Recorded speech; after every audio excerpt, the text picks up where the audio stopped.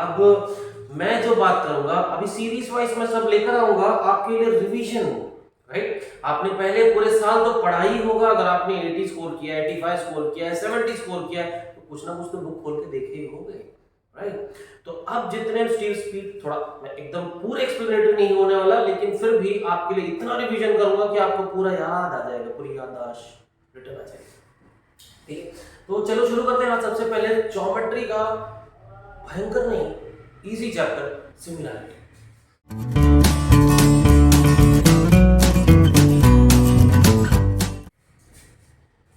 Similarity में जो सबसे पहले आपने पहले प्रैक्टिस सेट में सुना सीखा वो ये था, पहले तो तीन प्रकार की चीजें आपने पहले देखा था। Area of a triangle, area of a triangle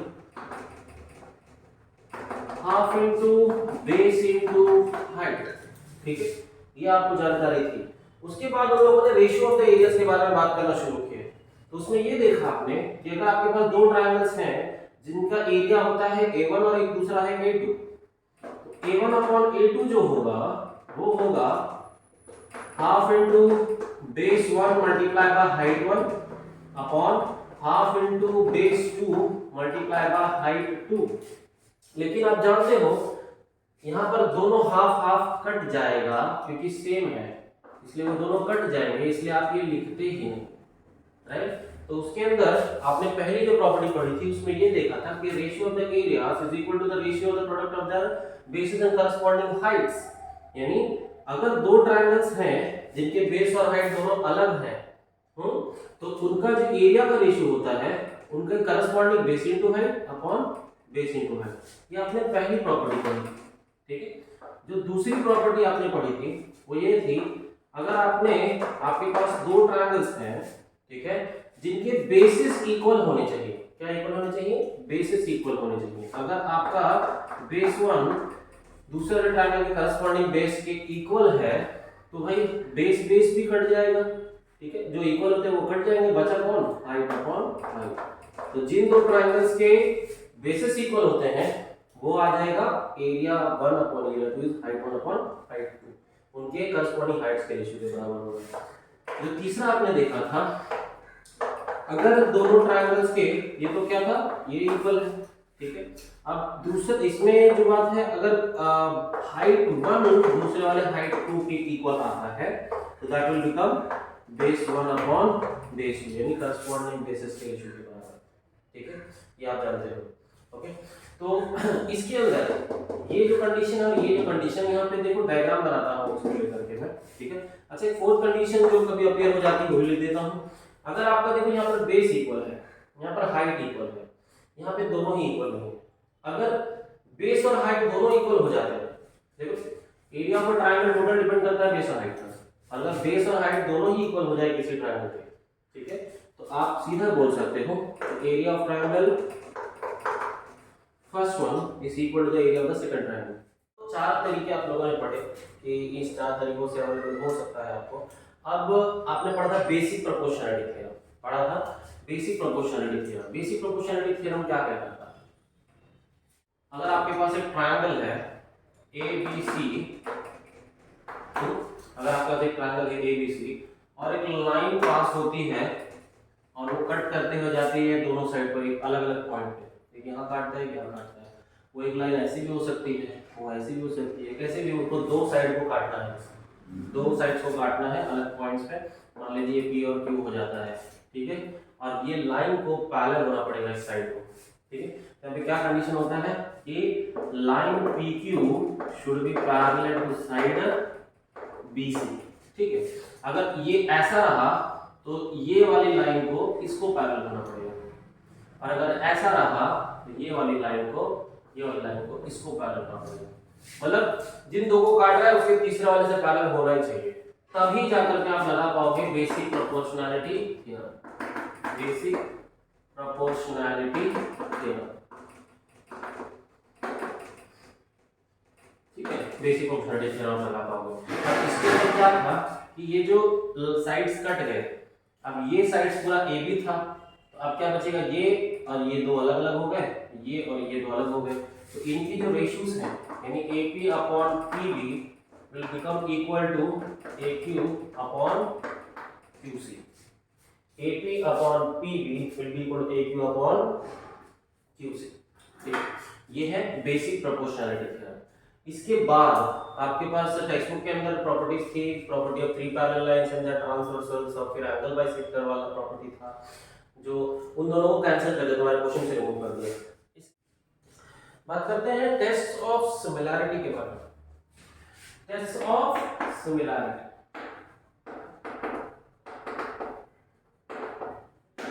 तो जो सबसे पहला है SSS टेस्ट ऑफ सिमिलैरिटी। इसके अंदर क्या होगा, अगर आपके पास दो ट्रायंगल्स हैं, तो जो दो ट्रायंगल्स होंगे उसका मेजर कुछ ऐसा होना चाहिए कि मान लो अगर ये है 6 तो ये होगा ये है 12, ये 12, तो इनका रेशियो कितना आ रहा है? अगर ये ABC है और ये PQR है, ये 6 है और ये 12 है, तो कितना आएगा? 6 1 + 6, 6 2 = 12, सो रेशियो आ गया 1/2। और ये मान लो ये है 8 तो ये है 16, तो इसका रेशियो कितना होगा? 8/16, 8 1 = 8 2 = ये भी आया 1/2। अब मान लो ये है 10 तो ये है 20, तो इसका रेशियो अगर मैं निकालता हूं तो ये आ गया 1/2। तो ये जितने तीनों करस्पॉन्डिंग साइड्स मैंने लिए, ये अपॉन ये, BC upon QR, AC upon PR, सबके रेशियो 1/2 ही हो रहे हैं, ये सबके सब 1/2 ही दे रहे हैं मुझे। तो इसका मतलब क्या होता है कि मेरे पास triangle ABC and triangle PQR अगर मैं लेता हूं तो इसमें मुझे मिलता है कि AB अपॉन PQ, यानी इसका ये वाला साइड अपॉन ये वाला side is equal to BC upon QR is equal to AC upon PR। ये कहां से मिला? तो यहां से देखो, सबके सब 1/2 आ रहे थे, जब सब 1/2 आएंगे तो यानी सारे साइड्स के रेशियोज इक्वल हैं। ये भी 1/2 हो रहा था, ये भी 1/2 हो रहा था, और ये भी 1/2 ही हो रहा था। तो क्योंकि ये सब इक्वल है, इसलिए मैं बोल सकता हूं कि triangle ABC is similar to triangle PQR by SSS test of similarity. ये है सिमिलैरिटी का टेस्ट SSS, ठीक है। अब दूसरा वाला टेस्ट जो है, सेकेंड टेस्ट ऑफ सिमिलैरिटी है SAS टेस्ट ऑफ सिमिलैरिटी।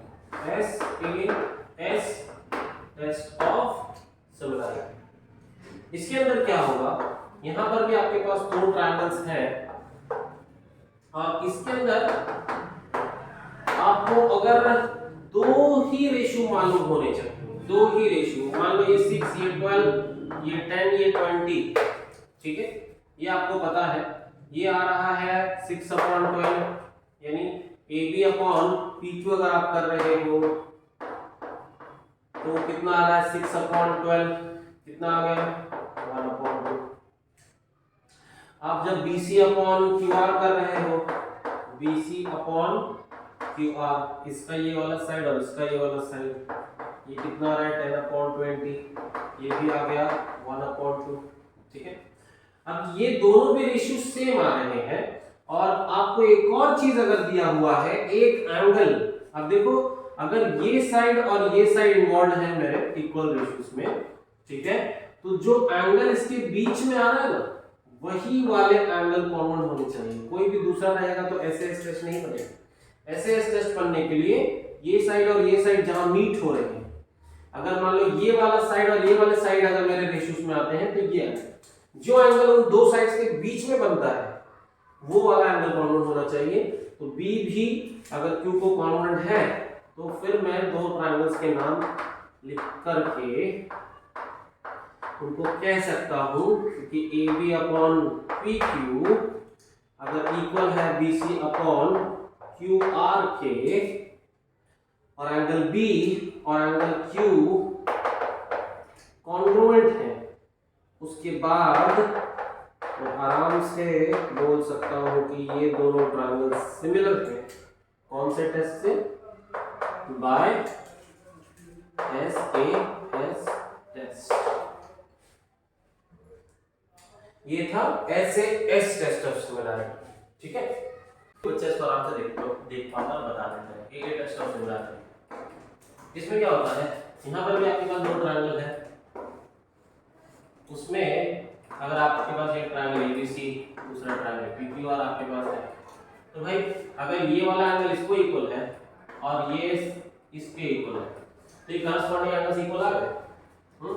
तो मैं बोल रहा हूँ in triangle ABC and triangle PQR, angle B is congruent to angle Q, ये गिवन है, और angle C is congruent to angle R, ठीक है। ये दोनों गिवन होने चाहिए या फिर मिला होना चाहिए, किसी भी तरीके से दो एंगल कॉमन होने चाहिए। तो ये तो सबको पता, अगर दो एंगल इक्वल है ना तो थर्ड वाला एंगल तो ऑटोमेटिकली इक्वल होगा, ठीक है। Therefore triangle ABC is similar to triangle PQR by AA test of similarity, AA test of similarity, ठीक है। ये दोनों AA टेस्ट ऑफ सिमिलरिटी से इक्वल हो जाते हैं। ध्यान से सुनते रहो क्योंकि अभी एक्सप्लेनेशन है, इसके बाद मैं बात करूंगा, काफी सारे ऐसे डायग्राम्स अलग अलग बनाऊंगा, ठीक है, कि जिसमें आप लोगों को फिर समझ में आना चाहिए कि कहां कौन सा टेस्ट एप्लीकेबल है, ठीक है। ये टेस्ट ऑफ सिमिलरिटी हो गया, ये तीन ही टेस्ट आप लोगों ने पढ़ा था, ठीक है, हमारे 1.3 एक्सरसाइज पे। अब इसके बाद जो फोर्थ एक्सरसाइज में जो थ्योरम यूज हुआ है, बहुत ही वाइडली यूज हुआ और वही बार बार आप लगा रहे थे थारे सामने, बहुत कमाल का थ्योरम था। देखो उसमें उसका नाम कमाल का है, theorem of areas of similar triangle, theorem of areas of similar triangle.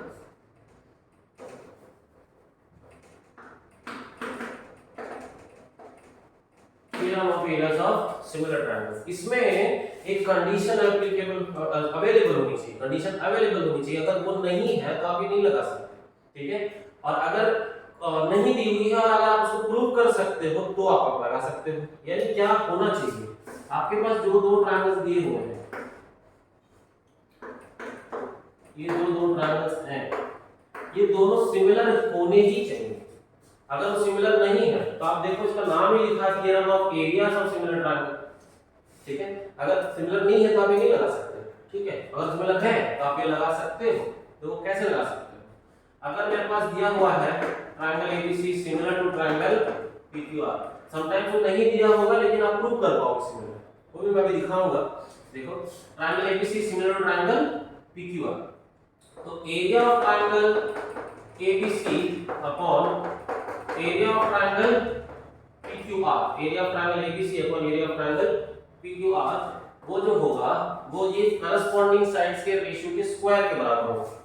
यानी ये लिया मैंने AB square upon PQ square, AB square upon PQ square will be equal to BC square upon QR square, BC square upon QR square that is equal to AC square upon PR square, ठीक है। ये तो था आप लोगों ने जो आपकी बुक में लिखा था, आपने पढ़ा था। इसके अलावा ये भी ध्यान दीजिए कि अगर अल्टीट्यूड्स भी है ना करस्पॉन्डिंग, अगर आपके पास अल्टीट्यूड्स है करस्पॉन्डिंग, उसके स्क्वायर के बराबर भी होगा, height 1 ratio height 1 square upon height 2 square के रेशियो के बराबर भी आपका एक ट्रायंगल आता है। ये इतने सारे थ्योरम थे जो आप लोगों ने चैप्टर में पढ़े, ये मैंने बहुत क्विक रिवीजन दिया, ठीक है। और जिन लोगों ने साल में पढ़ाई किया पिछले साल, ठीक है, उन लोगों के सामने फ्लैशबैक लेकर आने के लिए ये मैंने अभी तक बताया जो, ठीक है। अगर ये आप समझ चुके हो, प्रैक्टिस करो, ध्यान से देखो, ठीक है। अभी नेक्स्ट बार में जब लेकर आऊंगा तो मैं बात करूंगा अलग अलग तरीके के डायग्राम्स और अलग अलग तरीके से कैसे क्वेश्चंस पूछे जाएंगे, ठीक है, उसके ऊपर बात करेंगे, ठीक है।